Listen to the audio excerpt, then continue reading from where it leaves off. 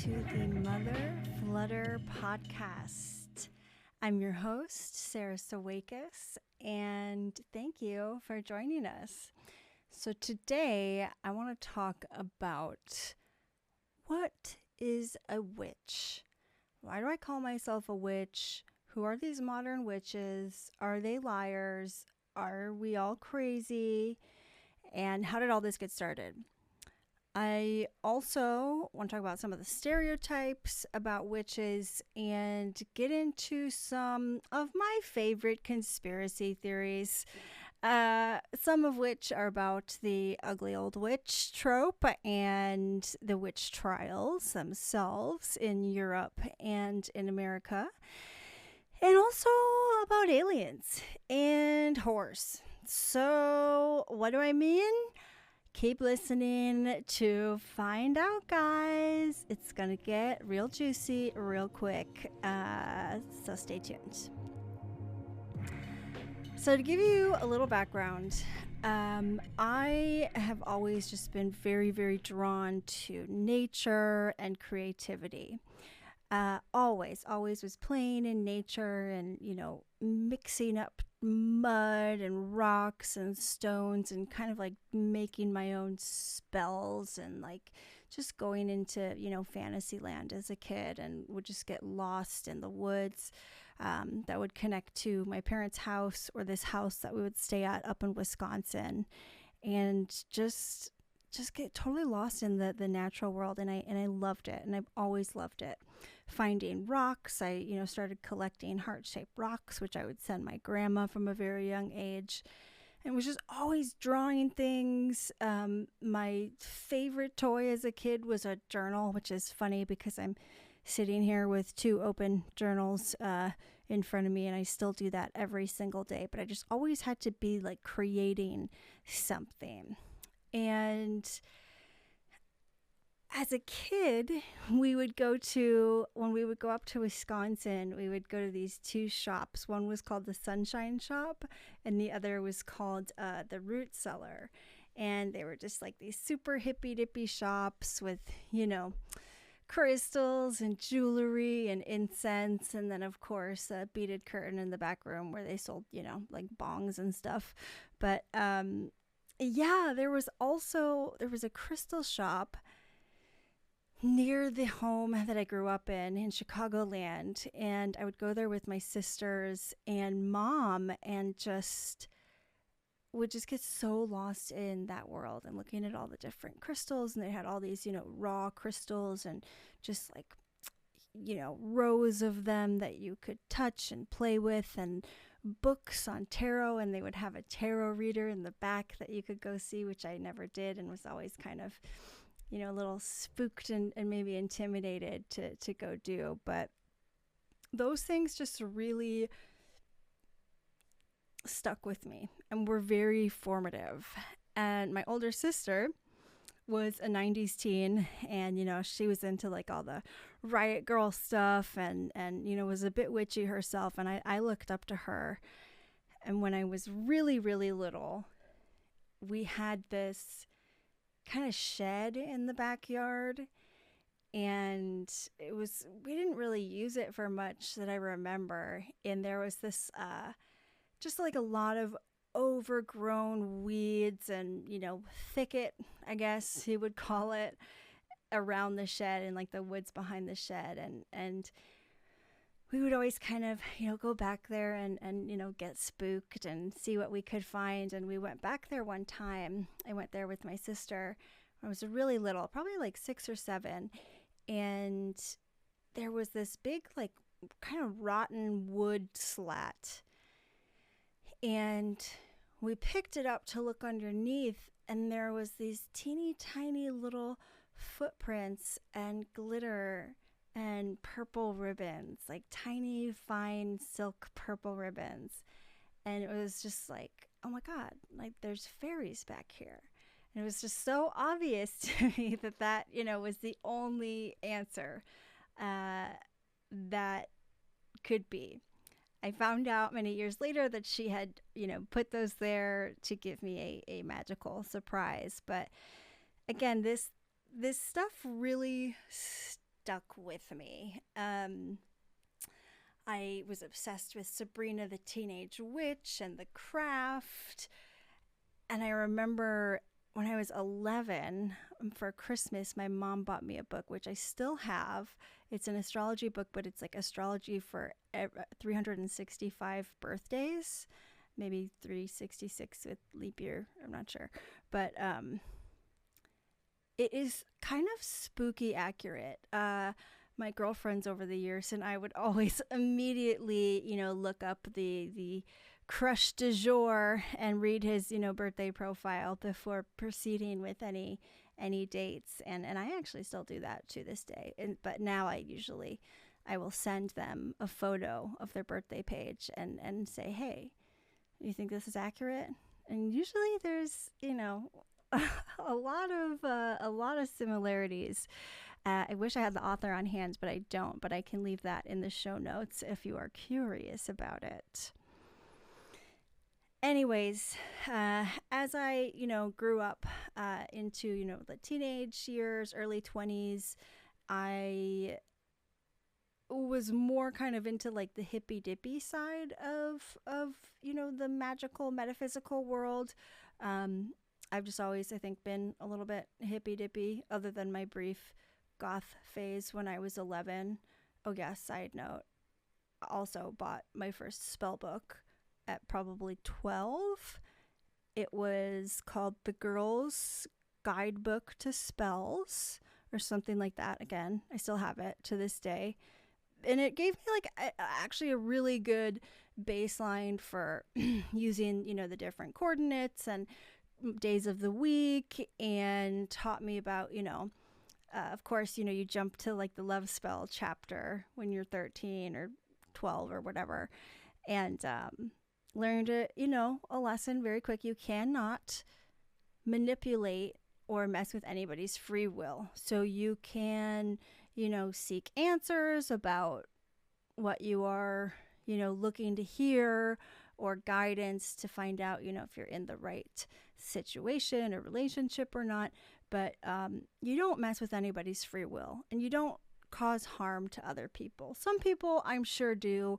I don't. I have never done that, and I don't know a single other person in my life who would call themselves a witch who does that. So we're going to get back into that in the stereotypes section.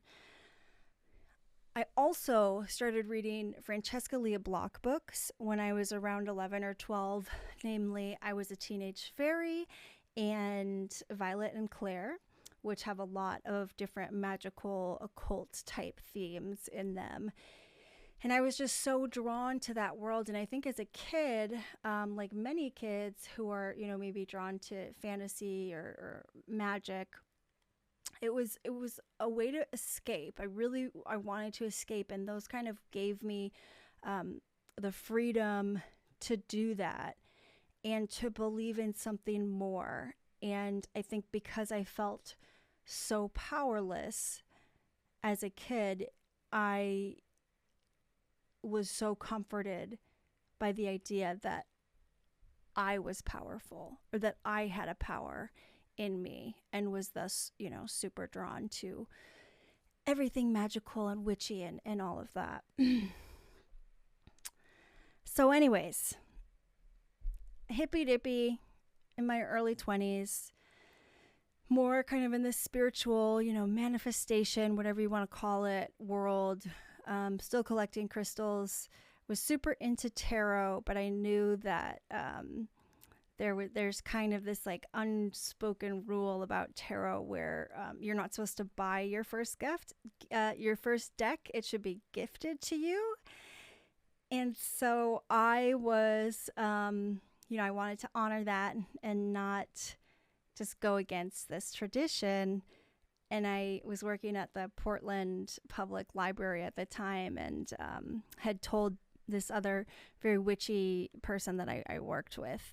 And it was really sweet. So my colleague was the person who gifted me this deck. And she was a trans woman witch that I worked with at the Portland Library. And it just all seems so fitting in retrospect. And so then I started getting into tarot and more ritualistic type of spell work and things like that. So I just want to pause for a second and say that to me, witchcraft is about connecting with nature and spirituality and believing in your own power to create change. There is a quote that I really, really love. I wrote it down.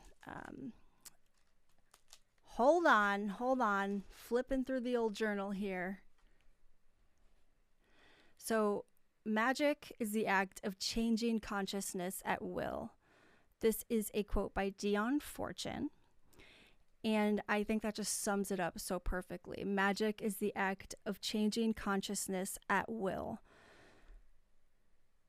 Because our minds and our bodies are so much more powerful than we give them credit for. And frankly, this is where we're going to get into, the conspiracies. We are so much more profitable and easily manipulated when we feel powerless. And so hold that thought. Let me get you to the we're going to jump back into my early 20s and my journey, God, I hate that word, to calling myself a witch publicly. So anyways, I get my first tarot deck, but as a kid, I always knew just there was more. There was something about the school system and modern life that just didn't sit right with me. And plus, there was that escapism aspect to it. I was raised kind of like loosely Catholic, like Easter, Christmas Catholic, CCD. Went to a Catholic high school for one semester, got in fights with my religion teacher every day. He gave me a D. Fuck that guy. Anyways. So I felt kind of like failed by Catholicism. Like I wanted spirituality and I really like craved that. And always knew there was something bigger and something more, but something about the rigidity and just like the fear-based obedience didn't feel very godlike to me. And so I always questioned it. But I craved spirituality. And my grandma had a rich spiritual life. She had this prayer list that always, for some reason, included Dennis Rodman. She was always praying for Dennis Rodman. And she was just always grateful and joyful and loving and accepting and just celebrated life. And that felt more spiritual to me. She was also a flirt. She was like a huge flirt that loved to party and just like an artist to her core. And art felt really spiritual to me, like nature, this idea of the universe, God, whatever you want to call it. Like that always existed for me, but religion hadn't quite sat right with me ever. I'm not anti-religion. It just never sat right with me in the forms that were introduced to me. So I started, paying more attention to like signs, quote unquote, and, talking to the universe and asking for answers. And then I would receive them like very loud and clear. To this day, if there's something I'm struggling with, I will ask, hey, can you give me a sign? Can you give me anything? And it's like, boom, within the hour, it's like magic, and it is. And part of me felt a little ashamed about this part of myself for a really long time. The crystals, the conversations with the universe, the signs, the tarot, the moon rituals, etc. And something shifted in the last year. So I have used a day planner since 2017. I have to write down, I've used a calendar since like even before that, probably 2015. Because if I don't write down my appointments and things like that, they won't happen. So I use a day planner. I use this one. It's the Many Moons Planner by Modern Women, and it is a collection by different witches, astrologers, etc. And there's different rituals throughout each phase of the moon, and tarot prompts, etc. And it's just, I adore it, and it just kind of keeps me accountable in my spirituality, because sometimes you can just get, stuck in your day-to-day life and forget about the things that, really help you, and just get into the habit of going through the motions, and then, binging on Netflix in the evenings, going to sleep, doing it all over again. But this planner had kind of created a commitment, sort of like a at least check-ins, and a commitment to that spiritual part of my life. In 2023, however, I used a different planner, just like a regular one that I got from Target. No shade on that planner. It was beautiful. But I think that I had been living in Chicago for about a year at the time. And I think just that, I love Chicago. I do, but it's definitely very normcore. And I think the norminess of that city had kind of gotten to me, I'm ashamed to say. And so I got this regular old planner, I'm not going to use my woo-woo moon crystal planner. And I had the worst fucking year in 2023. I swear to God, it was really, really hard. I have not struggled like that in a long time. And then I realized the variable with the planner, and how it came to be was in October of 2023. I took mushrooms. Again, if you listen to the previous podcast, I take them probably quarterly for the last several years. Again, alongside the professional assistance and help of a licensed therapist and psychiatrist. Not suggesting you do this alone at home. And I have been working with professionals doing this. So anyways, I took my mushrooms. I'm working through my PTSD, etc. And I usually use a blindfold and lay down during the majority of the trip. And I saw a woman who looked like me. Again, my eyes are closed, so I have this vision. She looks like me vaguely, and she's just naked and alone, standing. There's wind blowing. It's this crazy storm. And just knowing that they couldn't burn her. They couldn't get her. Knowing that she was accused of a witch, and they couldn't get her. And just this phrase kept coming into my head. You can't burn me. I'm already fire. You can't burn me. I'm already fire. And as a fire sign, I was like, yeah, bitch, I'm already fire. Like what?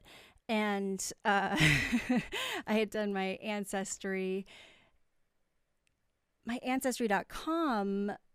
stuff about a year ago, and it's all Irish, Baltic, Scottish, a little bit of French, and just those regions, especially Scotland and the Baltic regions, had some of the worst witch trials in terms of just numbers per capita than anywhere else in the world. And we know generational trauma is a real thing, right? So there was a study done with mice, and it found that mice were given a shock when they smelled cherry blossoms. Those mice who were shocked, their offspring then would go on to develop an aversion and a fear response to cherry blossoms, despite not even being in utero. Their mom wasn't pregnant when they got the shock. So it really was just I will link this study again in the show notes, but it really just goes to show you that generational trauma is a real thing. And people talk about the witch wound, and when I heard that, I was like, oh God, that sounds that just, can we call it something else? but it's true. It's I think still very present in our culture, especially in terms of not wanting to stand out or be different or go against the grain or to wave your freak flag or, to be different in any way. And otherwise you could die. And that is sometimes how it feels. So I started, really getting deep into the history of witches. There's this amazing podcast called The Witches of Scotland.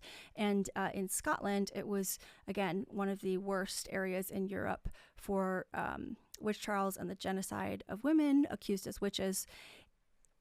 And they go through, historic records with historians, and I believe one of them is a lawyer and the other's a professor or something. Anyways, Witches of Scotland, please check them out. They go through each record and tell the story of these women who died falsely accused and the methods of torture that they would use to get a confession out of a lot of these women.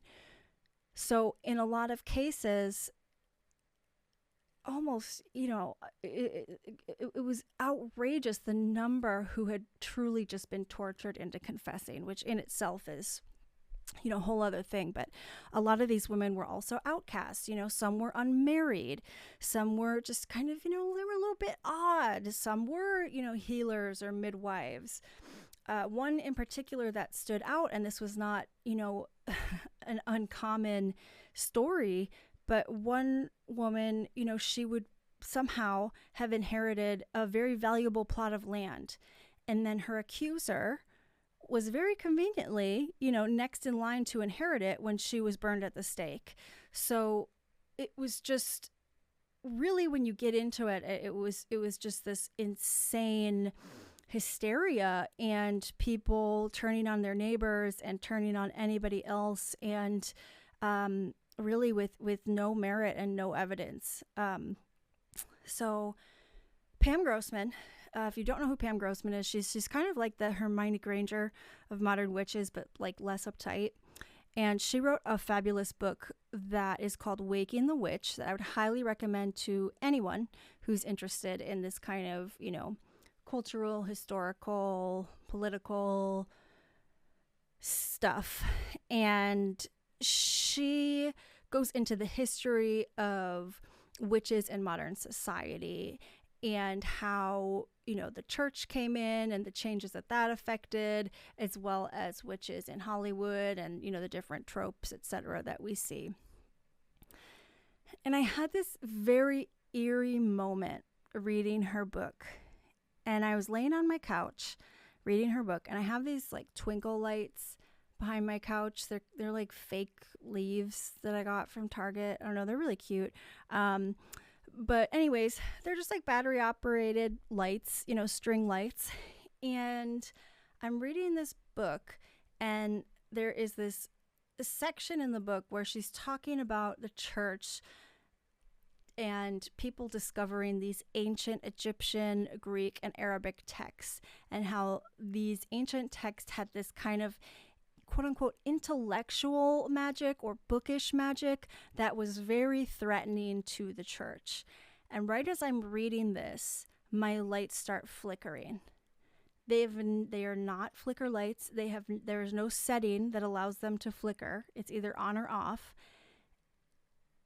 And they have never done that before. I literally was so freaked out. I caught it on video. And they weren't even dying. Like they didn't, flicker and then die or continuously flicker. They literally flickered that one time and then proceeded to just be normal, like on and off again. And I knew that it was just energy in the room, electricity. Like that's what magic is, right? It's just energy.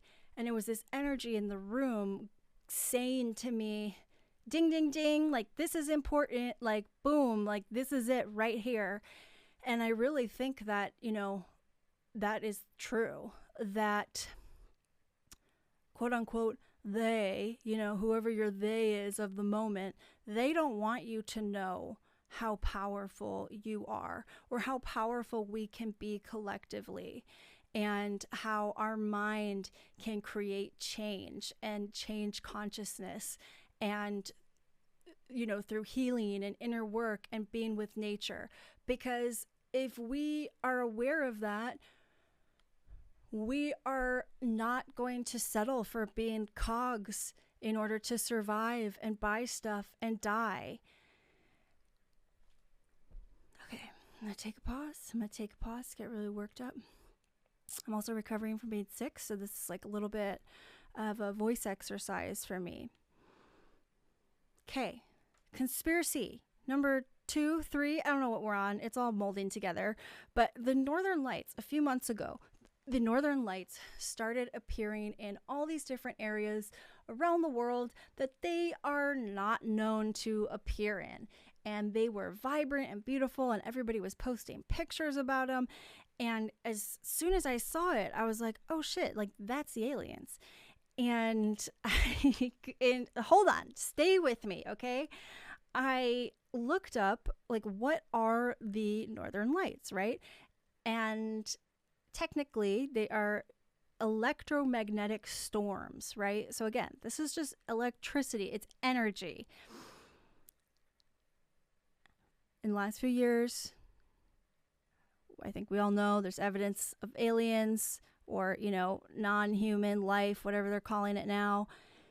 And I think the reason that we have this trope of like these gooey, sticky, gross, cold aliens is to turn us off from them and to discredit them. Because if we knew that the quote-unquote aliens were actually, angels or energy or God or other forces, or maybe, us communicating with these other forces, that it would again discredit people in power, and we would realize that this is all just kind of a big joke and everyone's just making up the rules, and, we're filing our taxes and watching the Kardashians, and that's a lot easier than the truth. So similar to the aliens, right?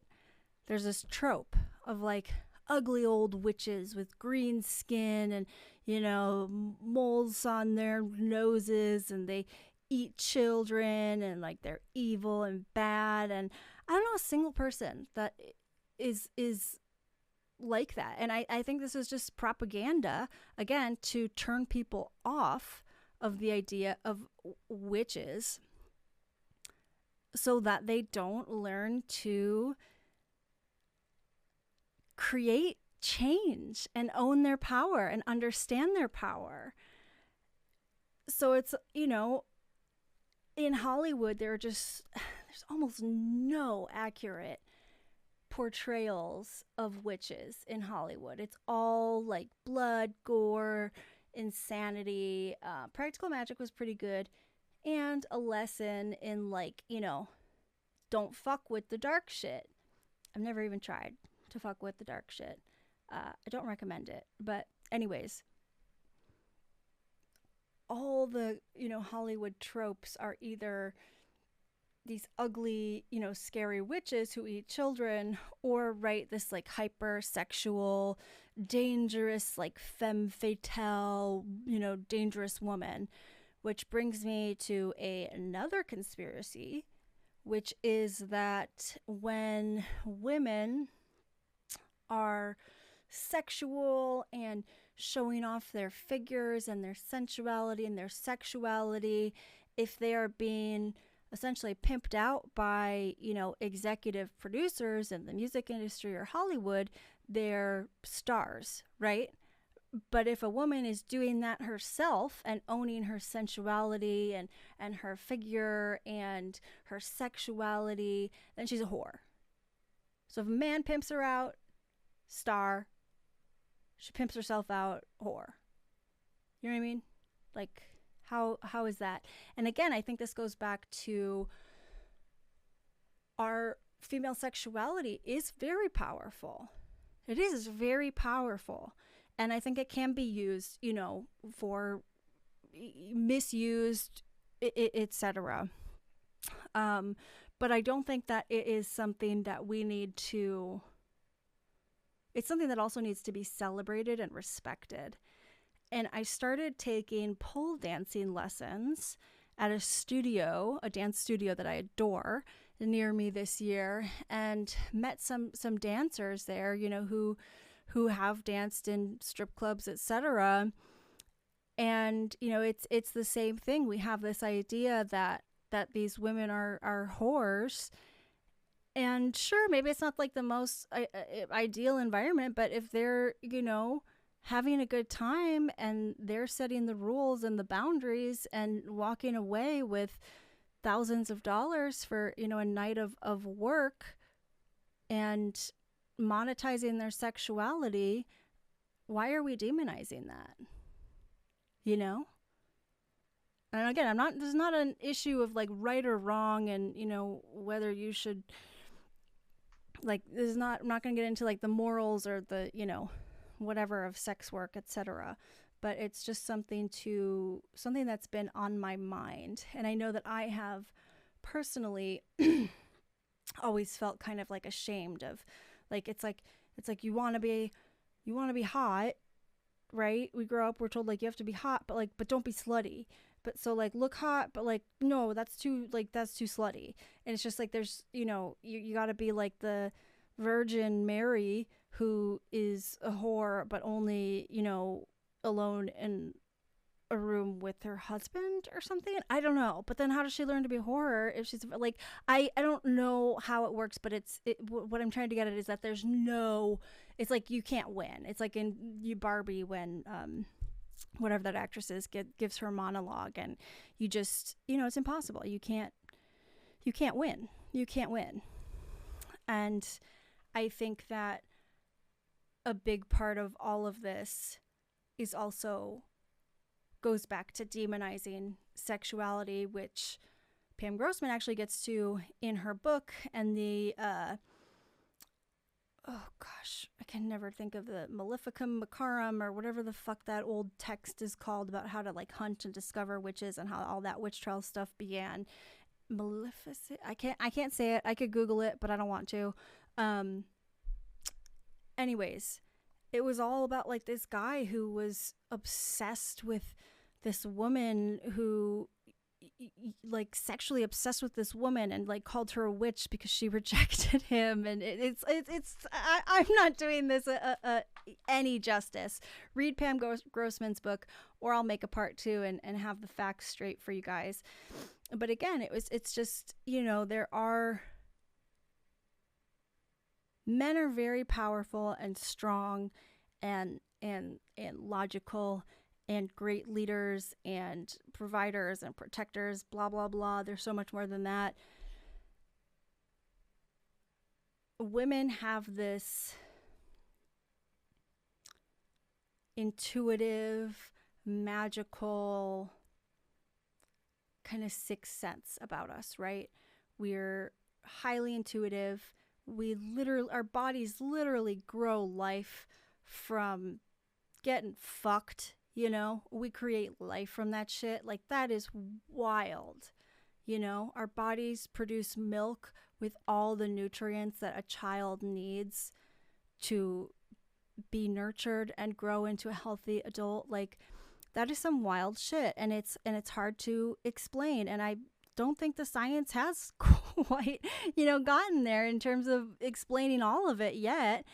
And I think that a way to kind of keep us controlled is to, again, demonize this magic, demonize our sexuality, and demonize otherness and people who are different, and demonize forces of energy that are bigger than our government and our billionaires and the people pulling the strings, whatever you want to call them. You know who I'm talking about. You know who you are. And we know that the aliens are signaling that they're out there. And people are ready to pull back the curtain. I think that going back to the sexuality, so our culture also demonizes women's age. And women, especially like once they hit menopause, our culture writes them off, essentially, says that they're useless. And again, I think this is because women come into their most powerful. They've lived a full life. They're at, they've just hit the peak. They've got a full perspective. They can really see everything. They have no tolerance for bullshit anymore and are really like at their peak. And I think that culturally we demonize them because we are afraid of that, because we just, again, nothing against men. It's just, we need more balance. We need more female energy and leadership and in everything, I'm not saying eradicate men or that men are evil, but I am saying we need more balance, and we need to really respect the feminine.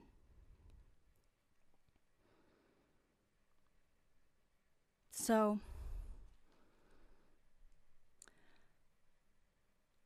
this is how I came to calling myself a witch publicly. I do identify as a witch. I do cast spells. And I got a shit ton of crystals. But what I love about quote unquote witchcraft is that it is a sort of DIY spirituality where you can kind of, do spirituality in a way that makes sense to you. So if the fear-based, obedient culture of, certain religions don't make sense to you, and you feel more connected to God in the woods, you can create something that makes sense to you. And you don't have to call yourself a witch. You don't have to, whatever. But I do think that my generation, millennials, Gen Z, Gen X, whatever, I feel like we do need spirituality. And there's plenty of studies that show that people who have, relationships to God or conversations with God or, something bigger than themselves are healthier, they live longer, they're more fulfilled, they're more satisfied, blah, blah, blah.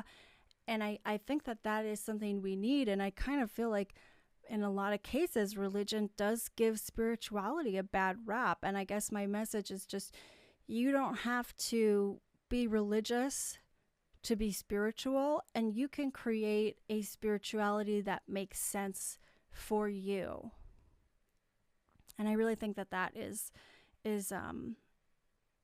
something that has helped me immensely, and I think would help a lot of people if they could just kind of lean into that. And I think that it's become uncool or whatever to believe in God, but I really don't think that is serving anyone, except maybe, again, if you've got a God-sized hole in your life, you're going to try and fill it with booze and meds and shopping and food and porn and all dating apps and just everything, like nothing can fill a God-sized hole. It's like an excellent profit, you're the ideal customer, because you'll never be satisfied if you have a God-sized hole.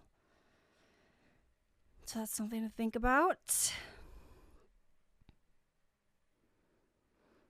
I think it's also just witchcraft, spirituality. It's about owning your power. And, you can put your power into God, into celebrities, into a politician. You can look elsewhere. You can look, to gurus, etc. But don't forget that there is a power in you to change your life, and an inner knowing that's greater than you. You know, like you are not the you think of in your head. You are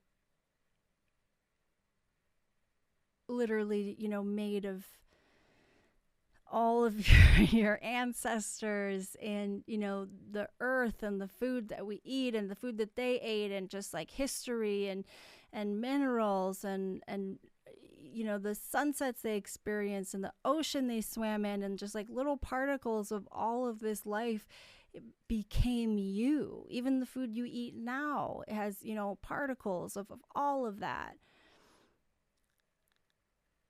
And so our collective energy can shift together for good. I guess is what I'm saying, to put it simply. Okay. Anyways, I think that this is about what I've got for you all today. Thank you for listening to this wild ass podcast, and to me, essentially monologuing to you. I appreciate it. I can't wait for you guys to hear some of the guests that I have recorded. I'm kind of doing this as like a soft launch through August, and then we're going to be going from there and getting more guests on the books. Send me a DM. Tell me what you want to hear. Tell me who you want to hear. Tell me what you want more of. Tell me I'm crazy. You know what? Tell me to my face. Tell it to my face. No, I'm just kidding. I love you guys, and thank you for listening. I hope you have a lovely day, and remember how motherfucking powerful you are. Until next time, bye-bye.